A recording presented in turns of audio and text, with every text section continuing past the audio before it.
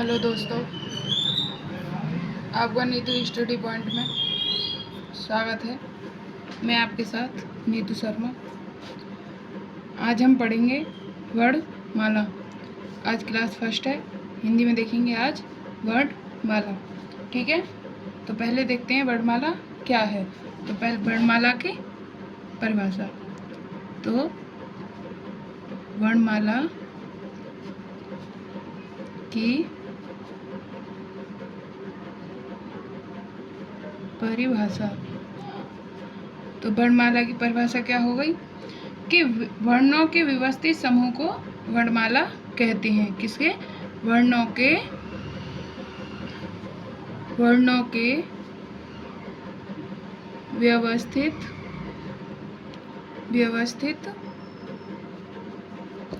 व्यवस्थित समूह को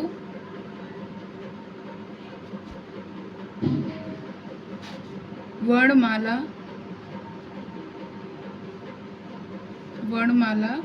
कहते हैं। ठीक है, परिभाषा क्या हो गई? वर्णों के व्यवस्थित समूह को वर्णमाला कहते हैं। ठीक है, तो अब देखते हैं भाषा की, ये जानने की कोशिश करते हैं कि भाषा की सबसे छोटी इकाई क्या है। ठीक है, नोट करके डाल लेना ये बात। ठीक है, भाषा की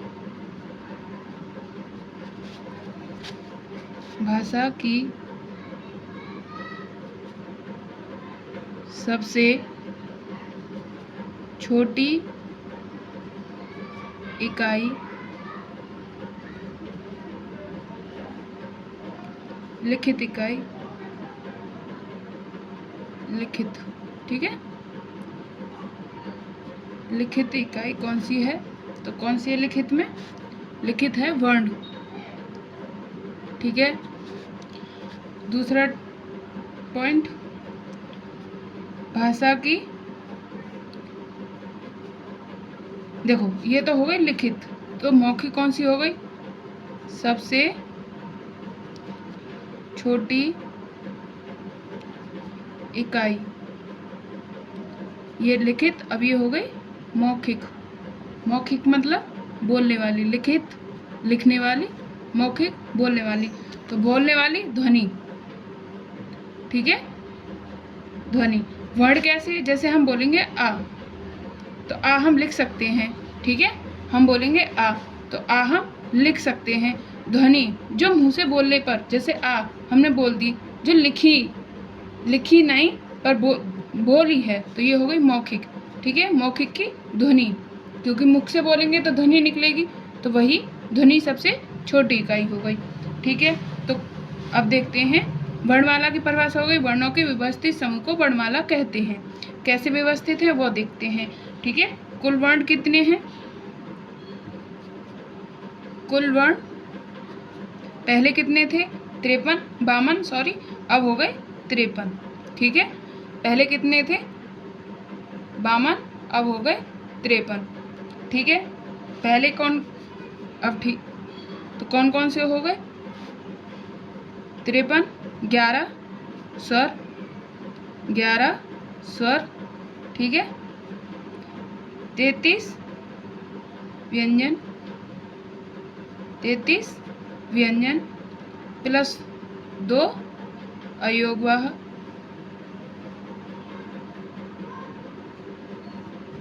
ठीक है, प्लस 4 संयुक्त व्यंजन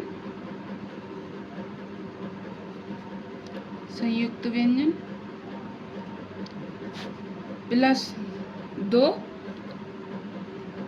उच्छिप्त व्यंजन। ठीक है, उच्छिप्त व्यंजन। और एक जो नया जुड़ा है,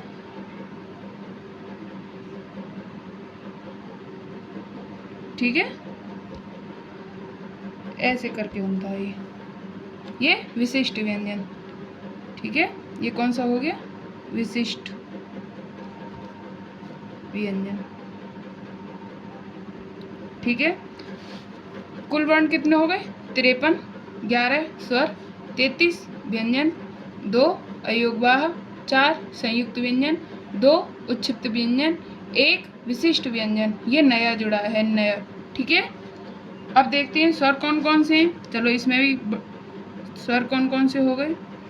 तो स्वर कौन कौन से हैं? छोटा आ, बड़ा, छोटी ई, बड़ी, छोटा ऊ, बड़ा ऊ, ऋषि। ठीक है, ऋषि, छोटी ए, बड़ी ए, ओ और ये ओ। ठीक है, कितने हो गए? गिन लो। 1 2 3 4 5 6 7 8 9 10 11। तो ये कौन हो गए? स्वर हो गए। 11 स्वर। 33 व्यंजन। तो 33 व्यंजन में देखते हैं, आते हैं। तो छोटा लिख दे रही हूँ। ठीक है, छोटा लिखते हैं। क, ख, ग, घ, अण। ठीक है, और च, छ, ज, झ, न्य। ठीक है, फिर ट, ठ, ड, ढ और ये हो गया ण, सॉरी न्य। ठीक है, ण हो गया। फिर हो गया त, थ, द, ध, न, प, फ, ब, भ और ये म। ठीक है, 5 हो गए, 5 वर्ग हो गए। क, च, ट, त, प और यर, लव, यर, लव और हो गए स, स और ह। ठीक है, स और ह। ये हो गए व्यंजन। देखो 33 होंगे। 1 2 3 4 5 6 7 8 9 10 11 12 13 14 15 16 17 18 19 20 21 22 23 24 25 26 27 28 29 30 31 32 33। ठीक है, 2 अयोगवाह। अयोगवाह कौन से हो गए? ये व्यंजन हो गए। 2 अयोगवाह कौन से हैं? ठीक है, अंगः और बड़ी अंग। ठीक है, 2 अयोगवाह। 4 संयुक्त व्यंजन। संयुक्त व्यंजन कौन से हो गए? छ, त्र, ज्ञ और स्र। ठीक है, संयुक्त कैसे हैं? किसी ना किसी 2 अक्षरों से मिलने वाले को ही संयुक्त कहते हैं। ठीक है, तो संयुक्त ये किस किस से मिले हैं? छ, क प्लस स से। तो हो गया छ। त प्लस र, त प्लस र और ज्य प्लस य, तो ज्ञ हो गया। और स बनेगा स प्लस र। ठीक है, संयुक्त व्यंजन 4 हो गए। उच्छिष्ट व्यंजन कौन से हो गए? ड, ढ। ठीक है, ड और ढ उच्छिष्ट हो गए। ये विशिष्ट व्यंजन हो गया। ठीक है, कितने हो गए? 53 हो गए। एक बार दोबारा गिन लो। 1 2 3 4 5 6 7 8 9 10 11 12 13 14 15 16 17 18 19 20 21 22 23 24 25 26 27 28 29 30 31 32 33 34 35 36 37 38 39 40 41 42 43 44 45 46 46 47 48 49 50 51 52 और 1 53। ठीक है, 53 कंप्लीट ये वर्ण है। ठीक है, अब देखते हैं इनमें स्वर। तो अब क्या देखते हैं? हेडिंग डालते हैं स्वर। ठीक है, स्वर।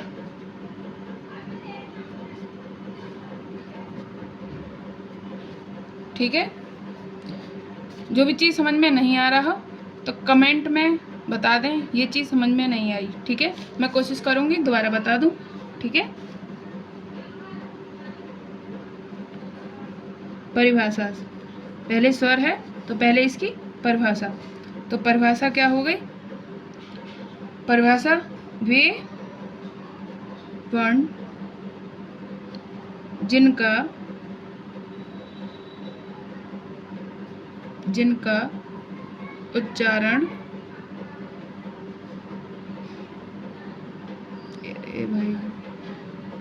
उच्चारण स्वतंत्र, कैसे?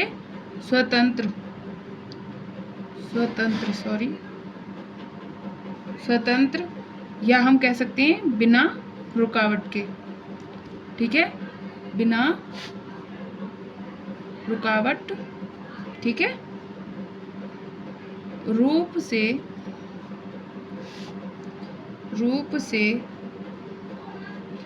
होता है। उन्हें क्या कहते हैं? स्वर कहते हैं। जैसे एग्जाम्पल देखते हैं तो आ ई उ,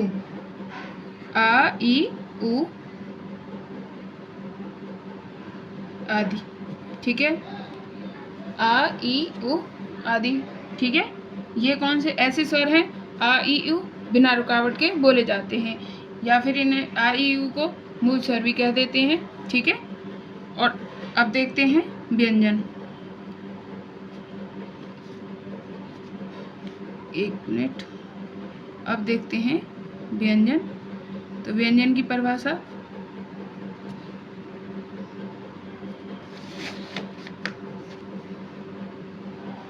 इन्हें हम आगे डिटेल में भी पढ़ेंगे, आप परेशान ना हो। पहले अभी वैसे ही देखते हैं परिभाषा, ठीक है।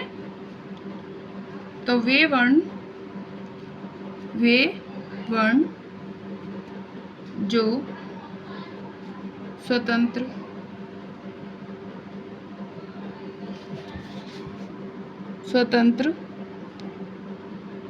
रूप से नहीं बोले जाते, ठीक है, नहीं बोले जाते हैं, उन्हें क्या कहते हैं? व्यंजन, ठीक है, स्वर व्यंजन, ठीक है। वे व्यंजन कौन से होते हैं?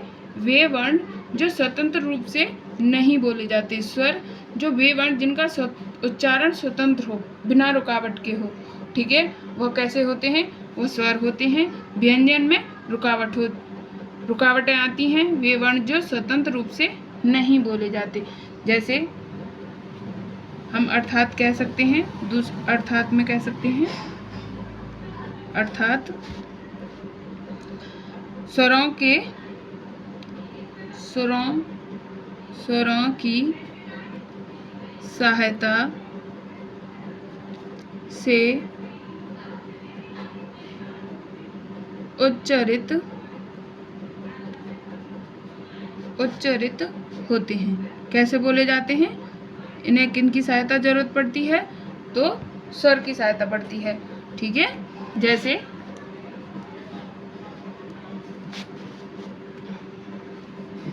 एक मिनट, जैसे